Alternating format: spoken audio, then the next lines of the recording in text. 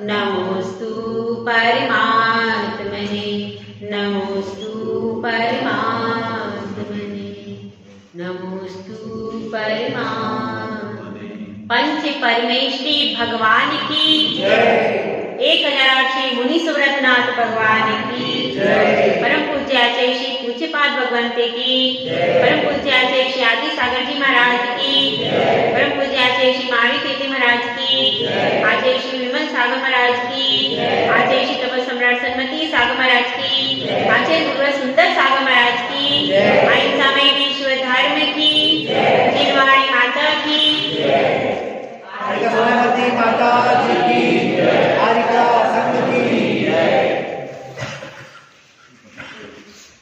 यह आत्मा अनादिकाल से कर्मों से बंधा हुआ है और कर्मों से बंधे होने के कारण इसे दुख हो रहा है। यह जो दुख हम अनुभव कर रहे हैं, इसका मूल कारण क्या है? अनादि से बंधे हुए कर्म ही इसका मूल कारण है। और वह कर्म किसने बांधे हैं? किसने बांधे? दूसरे ने बांधे, उसने बंधवाए, उसने मेरे कर्म ऐसे बंधवाए। सही है कि यह कर्म हमने स्वयं बांधे, सामने वाला तो निमित्त मात्र था। अगर आप उस निमित्त की उपस्थिति में राग द्वेष नहीं करते, कोई ऐसी अशुभ क्रिया नहीं करते, तो आपको कभी भी अशुभ कर्म का बंध नहीं होता। निमित्त तो कहाँ है? निमित्त तो सिद्ध भगवान के पास भी है, वहां भी है निमित्त। लेकिन वो निमित्त क्या उनको प्रभावित कर पाते हैं? क्योंकि उनको अपनी आत्मा में लीन रहते। अनंत भगवान के पास शरीर भी है, शरीर होने के बाद भी वहां पर भी निमित्त है कि नहीं? असंख्यात देवी देवता वहां पर है, मनुष्य है, त्रियंच है, शेर है, गाय है, बिल्ली है, नाना प्रकार के जीव उस समूह शरण में बैठे कि नहीं? लेकिन फिर भी भगवान किसी से प्रभावित नहीं होते। वो केवल उनकी दृष्टि नासागरी रहती है, वे केवल अपनी आत्मा को ही देखते रहते हैं, पर द्रव्य का तनिक भी विचार नहीं करते। यह अपने प्रभु की विशेषता है कि वे शाप और वरदान से दूर रहते। लेकिन एक बात बताइए, एक मेरा आप सबसे प्रश्न है, क्या भगवान करता है कि नहीं? हाँ भाई, पीछे वाली महिलाएं बताएं, भगवान करता है कि नहीं? भगवान करता नहीं है। हाँ, इधर की महिलाएं क्या बोल रही हैं? भगवान करता है नहीं। हाँ भाई, आगे के पुरुष कुछ बताएंगे, भगवान करता है। हाँ, पंडित जी बता रहे हैं। अब इधर के क्या बता रहे हैं? हाँ, नहीं है, भगवान करता नहीं है। ठीक है, इधर क्या बता रहे हैं? वीतरागी भगवान है, तो करता कैसे हो सकते? आप पंडित जी बताएंगे करता कैसे हो सकते हैं? अपने स्वयं के शुद्ध भावों के कर्ता मात्र है। सही है? आपको याद हो, हमने एक चैप्टर लिया था, उपादान, निमित्त, पुरुषार्थ, भाग्य और कार्य। याद है? 5 निमित्त, 5 समवाय। तो उसमें एक ये प्रश्न होता है कि भगवान क्या है? करता है कि नहीं? यदि भगवान को करता नहीं मानते हैं तो क्या दोष आता है? यह दोष आता है कि यह तीनों लोक के वो स्वामी कहे गए और कोई भी कार्य स्वामी के बिना नहीं होता। 3 लोक के स्वामी कौन है? अनंत भगवान है कि नहीं? है। तो तीनों लोक की पीड़ा हरण, और हम पढ़ते तीनों जग की पीड़ा हरण, भवदति शोषण हाथ। तो आप तीनों लोगों के जीवों की पीड़ा को हरने वाले हो, तो यहाँ पर तो कर्तव्य बुद्धि आ गई भैया। भगवान थकी नाव भवदति विषय, तुम प्रभु पार करे हो, तुम तो हमारी नैया को पार कराने वाले हो। मेरा आपकी कृपा से सब काम हो रहा, करते हैं मेरे भगवन, मेरा नाम हो रहा, ये अपन करते हैं।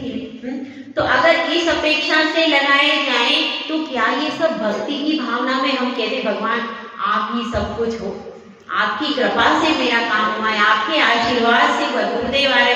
अब गुरुदेव जैसे ही आते हैं तो आप कहते हो गुरुदेव आपके आशीर्वाद से मेरा यहाँ पर यह मंगल कार्य हो रहा है, आप आशीर्वाद दीजिए। कोई भी मंगल कार्य आपके घर में हो, चाहे विवाह हो, चाहे जन्म हो, चाहे कुछ भी हो, आप गुरुदेव के पास क्या बोलते हैं? गुरुदेव आपके आशीर्वाद से मेरा यह मंगल कार्य निर्विघ्न संपन्न हुआ, ऐसा बोलते हैं क्या? तो कैसे हुआ उनके आशीर्वाद से? तो देखिए दो प्रकार के कर्ता होते हैं, उपादान कर्ता और निमित्त कर्ता। कितने प्रकार के हो गए? दो प्रकार के कर्ता होते हैं, एक उपादान कर्ता और एक निमित्त कर्ता। तो इसको थोड़ा सा समझते हैं। उपादान कर्ता मतलब उपादान कर्ता के रूप में जो हमारे महेश जी पंडित जी ने कहा, क्या उपादान कर्ता के रूप में सिद्ध भगवान अपने शुद्ध भावों का ही करता है, उनकी परिणति स्वयं में ही चल रही, वो परद्रव्य के भावों के कर्ता धर्ता नहीं। और उनकी क्या बात है, हम भी परद्रव्य के भावों के कर्ता धर्ता है नहीं, हम सिर्फ अपने ही कर्मों का फल भोगेंगे। दूसरे के कर्मों का फल हम भोगते हैं क्या? नहीं, सब अपने अपने निमित्त वाले अपने अपने कर्मों का ही फल भोगते हैं। तो उपादान की अपेक्षा से भगवान स्वयं के शुद्ध, हम अशुद्ध परिणामों के कर्ता हैं और वे शुद्ध परिणामों के, हम शुभ और अशुभ परिणामों के कर्ता हैं और वे केवल शुद्ध भावों के कर्ता हैं। कर्ता तो दोनों हैं। ये तो हो गई उपादान कर्ता, लेकिन एक निमित्त कर्ता भी होता है। निमित्त कर्ता मतलब जिनके सानिध्य से, और निमित्त दो प्रकार के होते हैं, एक होता है उदासीन निमित्त, एक होता है प्रेरक निमित्त। उदासीन निमित्त का क्या अर्थ है? उदासीन निमित्त तो अपने स्थान पर शांति से बैठा रहता है, वह यह कहता भी नहीं कि तुम चलो, तुम उठो, तुम यह कार्य करो, तुम यह कार्य मत करो। वो कौन कहलाता है?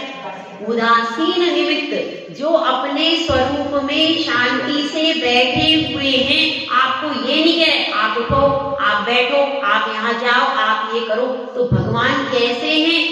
भगवान जो है उदासीन रूप से निमित्त करता है। पर निमित्त कर्ता कैसे होंगे वो आपको बताती हूँ। तो भगवान कैसे हैं? प्रेरक निमित्त कौन है? आचार्य, उपाध्याय, साधु, आरिका, ये सब कौन है?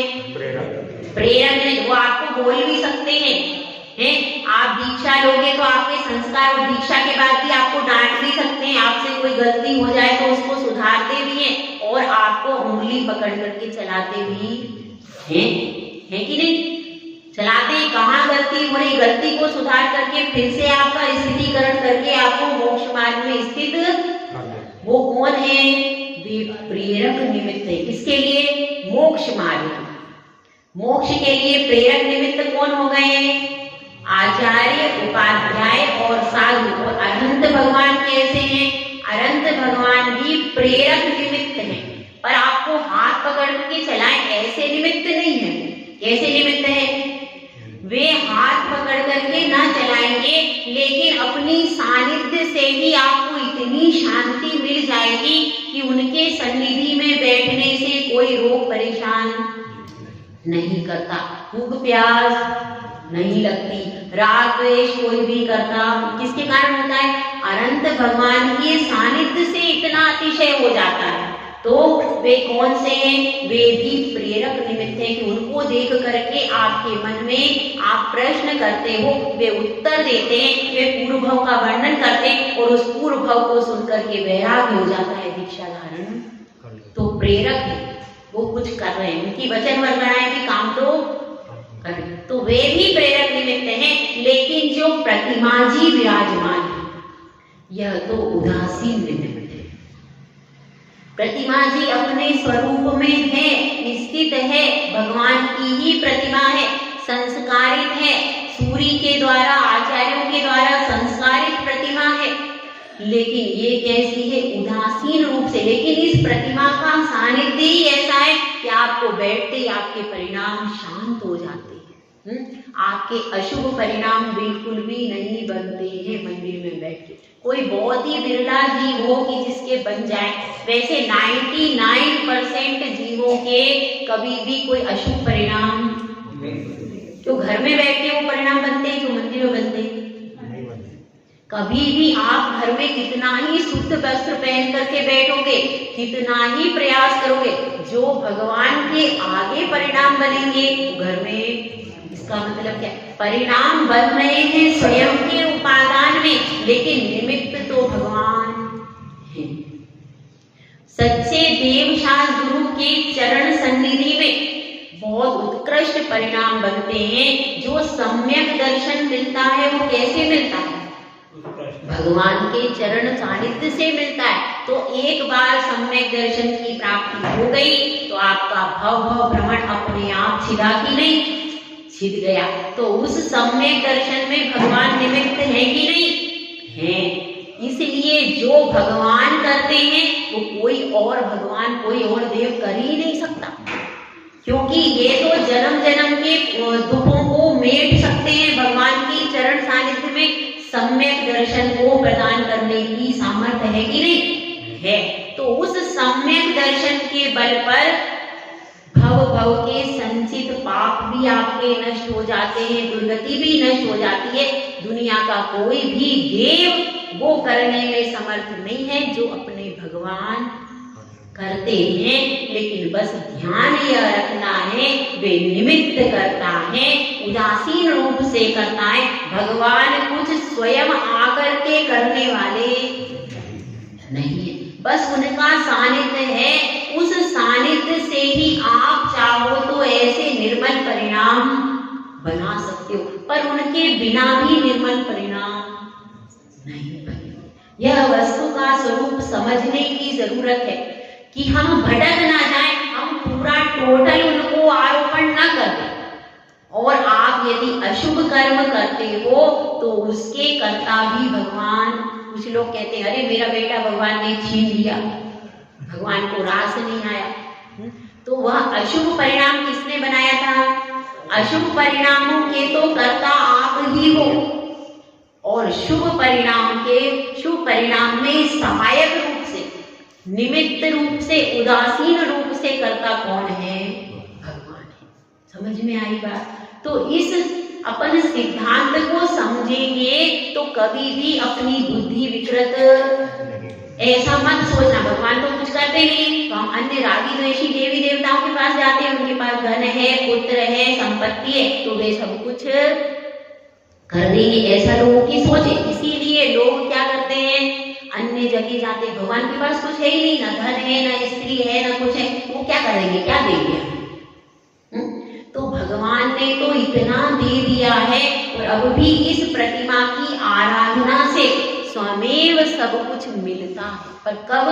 जब आप निष्काम भक्ति करो, कोई भी इच्छा बिना लेकर सहज रूप से जब भक्ति की जाती है तो उसके प्रभाव से सारी चीजें हो जाती हैं। जैसे मानतुंग स्वामी ने निष्काम भक्ति की, इच्छा नहीं की मेरे ताले टूट जाए, मेरे ताले टूट जाए, तो भक्तामर से कभी भी नहीं टूटते क्या? उन्होंने तो सिर्फ आदिनाथ भगवान की भक्ति की, अपनी सामायिक में ध्यान किया, और उस ध्यान के प्रभाव से अपने आप ताले खुल गए। आपकी भक्ति में एकाग्रता होगी तो उस शक्ति से अपने आप कार्य की सिद्धि हो जाती है। तो इसलिए समझना, फिर भी आदिनाथ भगवान का ध्यान उनके लिए निमित्त बना कि नहीं बना? मानना पड़ेगा। भले ही मंदिर नहीं था, लेकिन उन्होंने हृदय में ही उन्होंने मंदिर बना लिया, ध्यान की ऐसी विशुद्धि अर्जित की कि उससे ताले स्वयं खुल गए। तो ऐसी भक्ति भी अपने हृदय में यदि हम जागृत करेंगे तो उसमें निमित्त कौन बनेगा? भगवान। उनकी भक्ति में वह शक्ति है कि 700 कोड़ी भी निरोग हो गए। आज तक कहीं ऐसा अतिशय सुना नहीं हुआ कि कहीं इतना बड़ा अतिशय हो जाए। तो सब कुछ देने वाले भगवान हैं, व्यवहार नए से निमित्त करता है उदासीन रूप से। लेकिन उपादान रूप से नहीं, मतलब उनका खुद का द्रव्य वह कार्य नहीं करता है, आप ही करते हो। करने वाला कौन है? आपके परिणाम। वे सिर्फ अपने स्थान पर बैठे रहते उदासीन रूप से कारण है। ठीक है, तो इस तथ्य को अपने को गहराई से समझना चाहिए। अब अपनी चर्चा चल रही है कि वह भव्य जीव गुरुदेव के चरणों में आकर के बैठा है और प्रश्न दर प्रश्न उसने कितने कर लिए भैया? 14 प्रश्न कर चुका है। 14 प्रश्न उसने कर लिए, मगर अब भी वह संतुष्ट नहीं हो रहा है। उसके मन में विचार आते रहते हैं। कभी लगता है संसार में सत्य है, कभी लगता है त्याग में सत्य है, दोनों तरफ झूलता रहता है। कहते हैं जो दो नावों पर पैर रखता है ना, वो संसार से कभी गिरता नहीं। हम चाह रहे हैं कि भैया घाट पर भी पैर रहे और नाव में भी पैर रहे, तो क्या अपन संसार समुद्र से पार हो जाएंगे?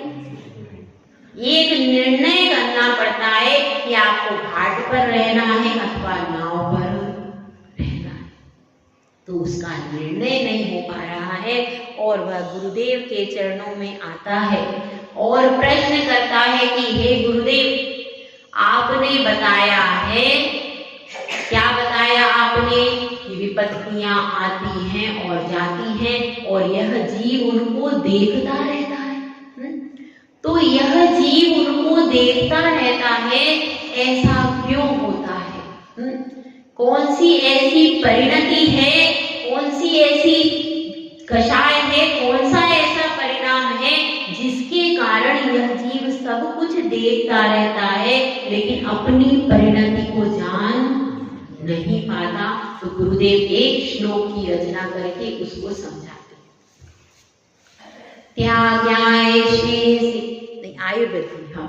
आयुर्वृद्धि क्षयोत्कर्ष हेतुस्कालस्य निर्गमन वांछितां धनिनामीष्टं जीवितात् सुतरं धनम्। इसमें कहा गया है आयु की वृद्धि होती है और क्षय किसका हो रहा है? आपकी आयु बढ़ रही है और आपके जो आयु के निषेध हैं वो प्रति समय क्या कर रहे हैं? खिलते जा रहे हैं। आयु की वृद्धि नहीं हो रही, आयु घटती जा रही है। आयु घट रही है कि बढ़ रही हुई? आयु घटती जा रही है, मतलब आपने मनुष्य पर्याय के 60 वर्ष निकाल दिए। अब लगभग कितने वर्ष बचे हैं भाई? हाँ पंडित जी, अनुमानित 20 वर्ष।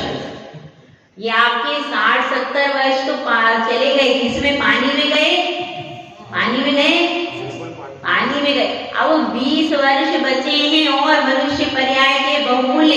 यदि इसमें कुछ कर पाओगे तो आगे बढ़ पाओगे, यदि इसमें भी नहीं कर पाए तो समझो मनुष्य पर्याय पूरी कहाँ चली गई?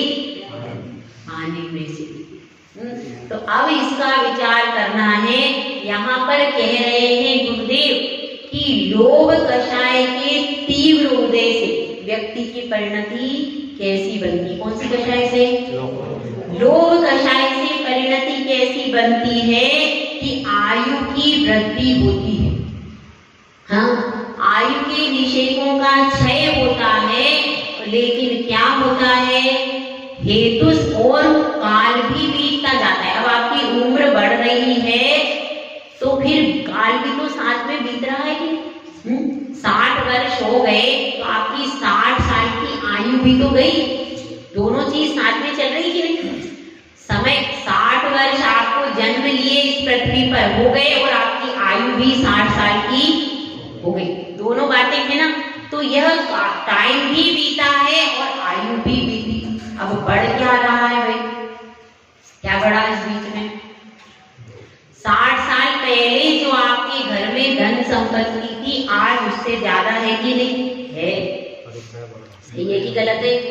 आज 60 साल पहले जो आपके घर में पैसा था, आज उससे दुगना चौगुना है। और 10 साल बाद आपके घर में पैसा और बढ़ने वाला है, ये डेफिनेट है। क्यों भाई? बढ़ने वाला है कि नहीं? बढ़ने ही वाला है। क्योंकि जो हमने डिपॉजिट किया है बैंक में डिपॉजिट हो और अथवा बेटा जो कमा रहा है वह 10 साल में उसकी इनकम और बढ़ेगी कि घटेगी? बढ़ेगी। तो धन तो आगे 10 साल बाद बढ़ने वाला ही है। तो अब व्यक्ति का दिमाग किसके ऊपर रहता है? धन के लोभ में रहता है। वह यह नहीं देख रहा है कि मेरी आयु घटती जा रही है और समय भी, उसको क्या देखा है? अरे देखो 10 साल बाद क्या होगा? 10 साल बाद मेरा धन जो अभी 50,000 है 1 लाख हो जाएगा, और मैंने इस बैंक में 50,000 इन्वेस्ट कर दिया है और वो फिक्स डिपॉजिट के 6 साल है शायद। कितने में होता है? बढ़ता कितने में? दुगना कितने में होता है? 9 साल में दुगना होता है। पहले 6 साल में होता है, अब बढ़ गया। तो 9 साल में दुगना होता है। 9 साल बाद मैंने इधर भी 50 लाख इन्वेस्ट किया, उधर भी 50 लाख, तो बढ़ करके दोनों के 2-2 लाख मिल जाएंगे। हाँ तो अच्छा है, जल्दी जल्दी समय बीत जाए और मुझे जल्दी जल्दी पैसा आ जाए। क्या सोच रहे? अरे समय बीत जाएगा, तुम्हारा शरीर भी थक जाएगा, उस समय तुम्हें 2 लाख मिलेगा तो उसको तुम भोगोगे कैसे? तब शरीर में कोई नया रोग आ जाएगा तो फिर वो 2 लाख रुपया तुम्हारे भोग में नहीं आ पाएगा। ये कौन सोचता है? ये नहीं सोचते। हम तो यही सोचते हैं कि आयु की वृद्धि हो रही है और हेतु कालर्थ निर्गुण, समय भी व्यतीत हो रहा है, लेकिन मेरा धन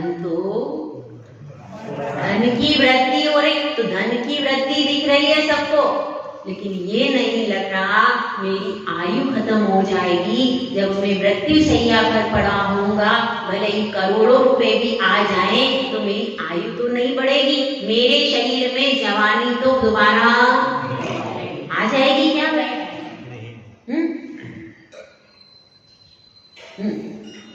जवानी दोबारा आती है क्या?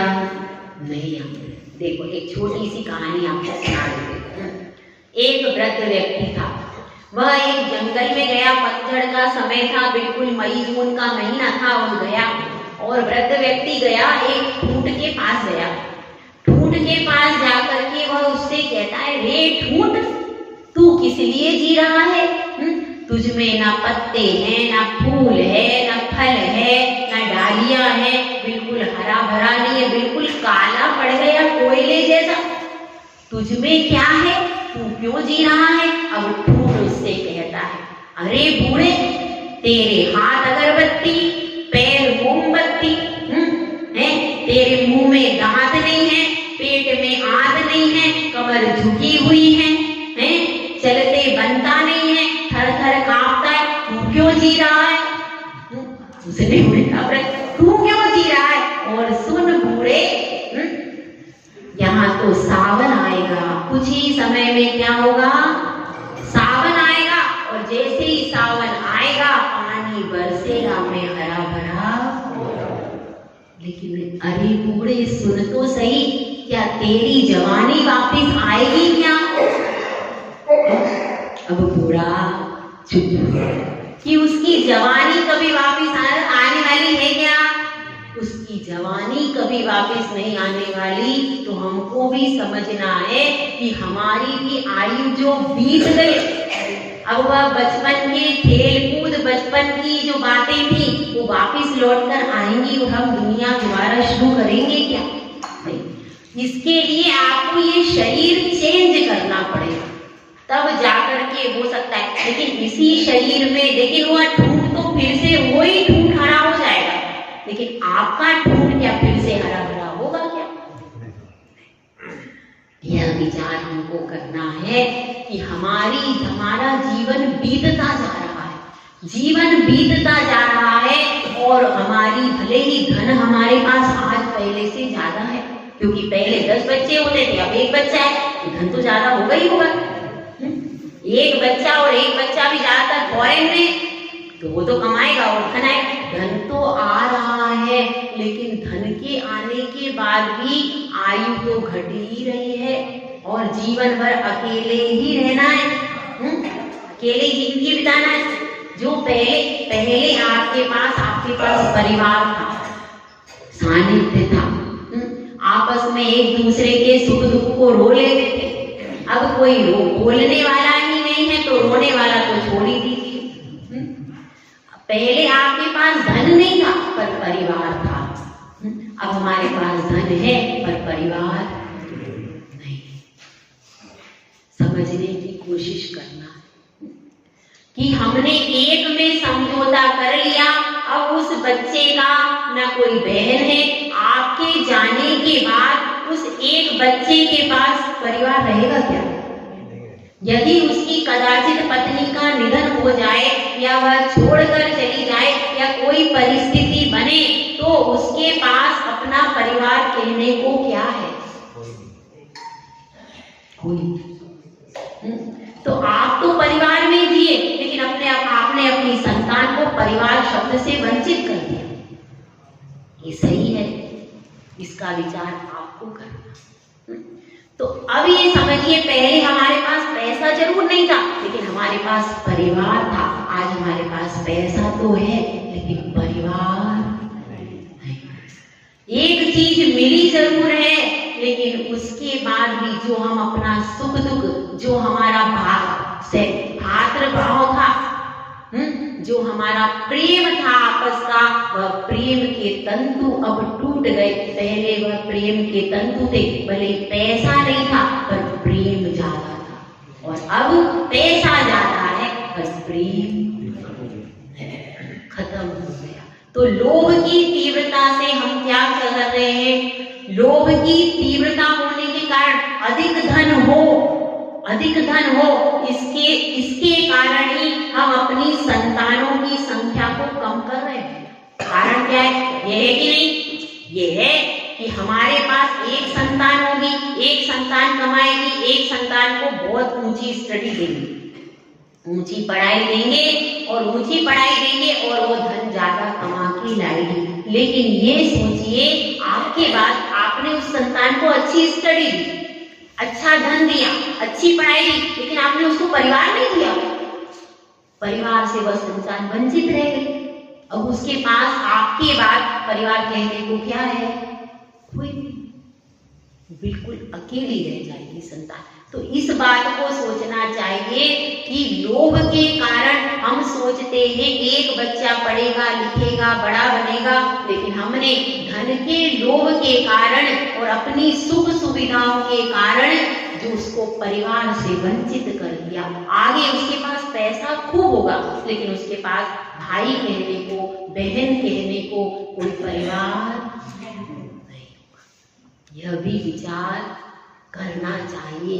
पैसा सब कुछ नहीं होता है। कई बार व्यक्ति को परिवार की जरूरत पड़ती है। लगता है कि कोई अपना भाई होता तो उससे दो शब्द कह लेते, कोई अपनी बहन होती तो उससे दो शब्द कह लेते। कभी कभी पैसा परिवार की पूर्ति नहीं कर पाता। तो अब अपनी बात यहाँ पर चल रही है। लोभ कषाय के वशीभूत होकर लोग धन के बढ़ने को ही सब कुछ मान लेते हैं। तो अब यहाँ पर शिष्य प्रश्न कर देता है, तुरंत दूसरा प्रश्न बन, तो क्या वो इंटेलिजेंट हो गया? 15 प्रश्न उसने सभा में कर लिए तो वो इंटेलिजेंट की श्रेणी में आ गया और वह तुरंत दूसरा प्रश्न तैयार करके गुरु के सामने सम्मुख कर देता है कि गुरुदेव से कहता है कि गुरुदेव, आप बार बार धन की निंदा करते हो, यह आपकी प्रवृत्ति अच्छी नहीं। अगर श्रावक के पास धन नहीं तो वो दो कौड़ी का नहीं। अगर श्रावक के पास धन नहीं होगा तो पूजा किससे करेगा? दान किससे देगा? बड़ी बड़ी पंचकल्याणक प्रतिष्ठा होती है, एक एक प्रतिष्ठा में कितना लगता है, तो वह सब प्रतिष्ठा कैसे करवाएगा? और फिर क्या करेगा? स्वयं की भी व्यवस्था कैसे करेगा? बच्चे पढ़ते हैं उसमें चाहिए उसको। चलो आप कहोगे कि संसार के कार्यों में कम लगाओ, मैं मानता हूँ, लेकिन उसको पूजा भी करनी है, विधान भी करना है, सत्कार्य भी करना, तो उनके लिए तो धन की आवश्यकता है। तो उस अवस्था में आप बताइए कि श्रावक कैसे रहेगा? श्रावक धर्म तो धन के आश्रित ही चलता है। तो ऐसी अवस्था में आप कह रहे हो कि धन का संचय मत करो। तो गुरुदेव इसका उत्तर देते हैं अगले श्लोक में। देखिए, त्याज्ञाय श्रेयसे वित्त ब्रह्मवित्तः सञ्चिनोति स्वशरीरा सपङ्केन स्नास्यामीति विलम्पति। इसमें गुरुदेव कह रहे हैं कि देखो, मैंने आपसे कहा था, क्या कहा था?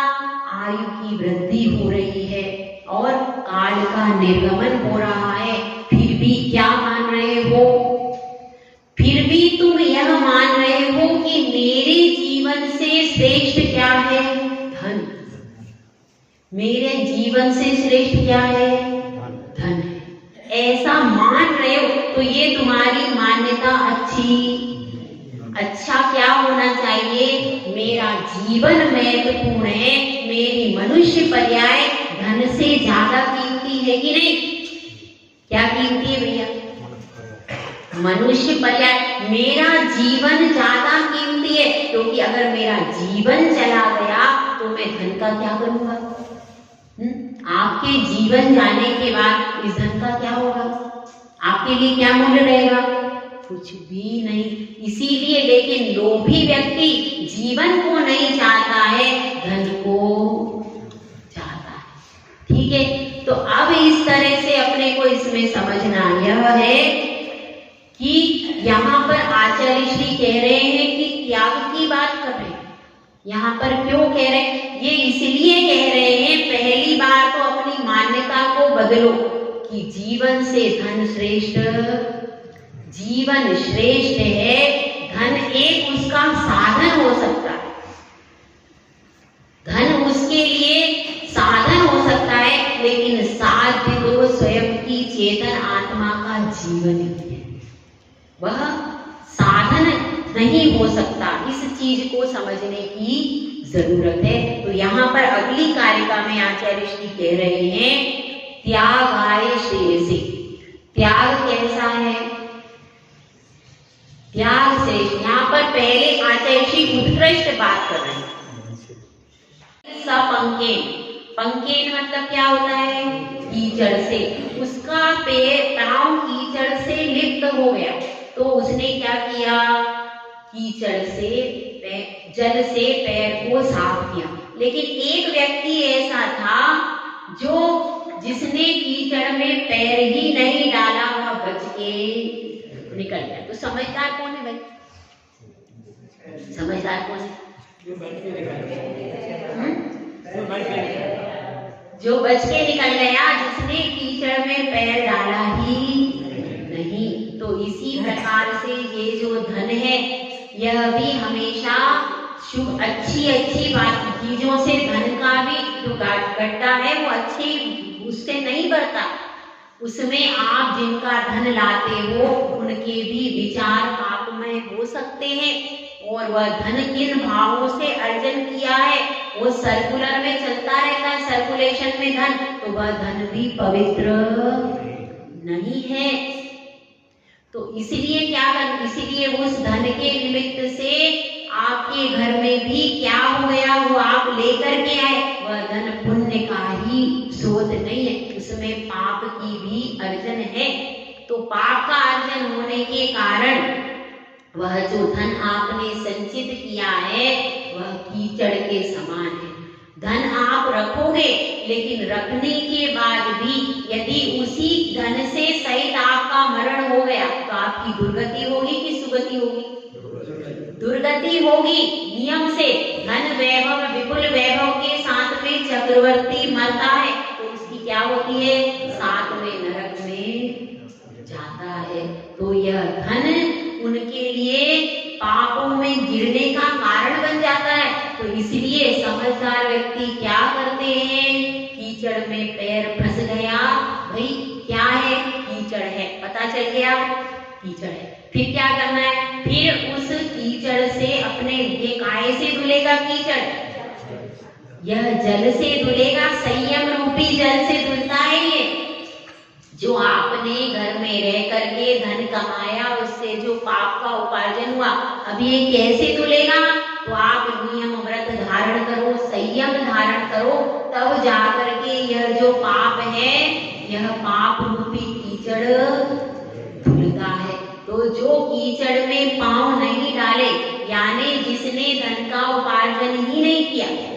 जो बाल ब्रह्मचारी मुनि आदि हो जाते हैं, कौन सा कमाते हैं? पहले कमाते क्या हो? नहीं। जो 18 साल में 17 साल में निकल गए, बहुत से साधु ऐसे 14-14, 15-15 साल में पढ़ते पढ़ते निकल गए। अब हमारे आचार्य श्री हैं, 19 साल की उम्र में वो दीक्षा ले ली उन्होंने, तो उन्होंने कुछ भी कमाया नहीं कमाया। तो ऐसे बहुत सारे, तो उन्होंने इस धन को कमाया ही नहीं कि हम भैया कीचड़ में पांव क्यों डालें। जब धोना ही है तो कीचड़ में पांव क्यों डाला जाए?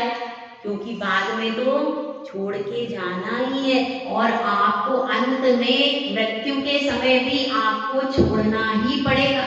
तब आप कीचड़ लगे पैर से ही ऊपर जाओगे कि भैया धो के जाना अच्छा है, धो के जाना ज्यादा अच्छा है। तो यही बात यहाँ पर कह रहे हैं, स्वशरीर सपंकेन स्नास्यात्मीति विलंबति।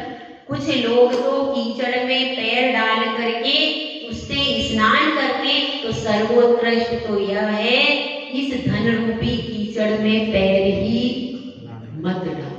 सर्वोत्कृष्ट, यदि आप पांव डालते हो तो जो धन कमाने से, धन अर्जन करने से जो पाप होगा उसका फल आपको भोगना ही पड़ेगा।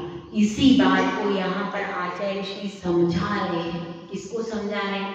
उस भव्य जीव को जो उनके पास, आपको नहीं समझ रहे, उस भव्य जीव को जो कि उनके पास आया है, उसको त्याग की प्रेरणा दे रहे हैं कि भाई तेरी उम्र हो गई है, पोता पोती घर में बैठे हैं, अब तो त्याग का मार्ग स्वीकार कर लो। यदि अब भी तुम भोग में लगे रहोगे तो त्याग कब करोगे? कब त्याग करना चाहिए? कम से कम जब आपका परिवार व्यवस्थित हो जाए, उसके बाद तो त्याग की ओर अपने कदम बढ़ा देना चाहिए। फिर ज्यादा सोचोगे और ज्यादा अनुकूलता देखोगे तो फिर कभी आगे बढ़ नहीं पाते। तो इसलिए यहाँ पर प्रेरणा दे रहे हैं कि त्याग का मार्ग ही सच्चा है, उत्कृष्ट है। तो उसी त्याग मार्ग का अनुसरण करना चाहिए। जय बोला जय सुंदर साधु महाराज की।